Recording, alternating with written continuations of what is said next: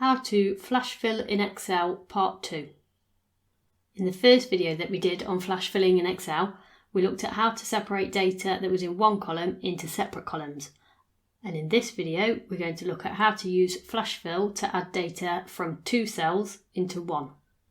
Let's say we have a list of names here in two separate columns, and you might have been sent this data, or you might have copied it from another data source, but you want the names in one column. So firstly, let's type out the first name here. So we'll type in Kieran Revel and press enter. And now we'll copy this down, which will copy the same name down in all of the columns.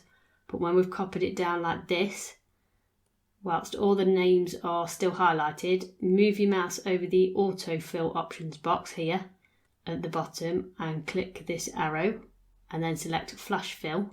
And Excel will flash fill all of those names into one column.